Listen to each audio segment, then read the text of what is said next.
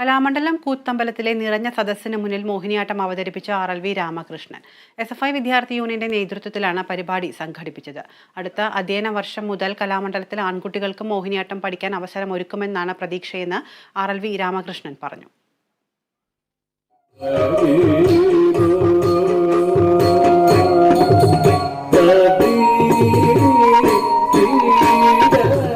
മോഹിനിയാട്ടത്തിന്റെ അടവുകൾ കോർത്തിണക്കിക്കൊണ്ട് ഗണപതി സ്തുതിയിൽ അവസാനിപ്പിക്കുന്നതായിരുന്നു RLV രാമകൃഷ്ണന്റെ കലാമണ്ഡലം കൂത്തമ്പല വേദിയിലെ അവതരണം.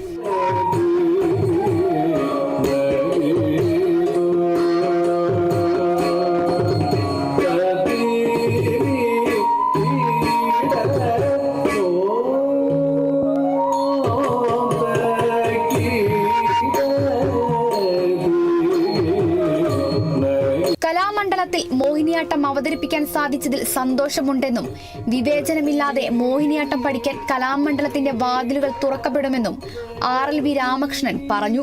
വളരെ കാലമായുള്ള ആഗ്രഹമായിരുന്നു. എൻ്റെ നൃത്ത ജീവിതത്തിലെ ഏറ്റവും പ്രധാനപ്പെട്ട ഒരു വേദിയായിട്ടാണ് എനിക്ക് തോന്നുന്നു. അതൊരു പുരോഗമനത്തിന്റെ പാതയിലേക്ക് നീങ്ങും. തീർച്ചയായിട്ടും ആൺകുട്ടികളെ ഈ രംഗത്തേക്ക് വരും. RLV രാമകൃഷ്ണനെതിരെ സത്യഭാമ നടത്തിയ അധിക്ഷേപത്തിന്റെ പിന്നാലെയാണ് നൃത്തം അവതരിപ്പിക്കാൻ കലാമണ്ഡലം വിദ്യാർത്ഥി യൂണിയൻ രാമകൃഷ്ണനെ ക്ഷണിച്ചത്.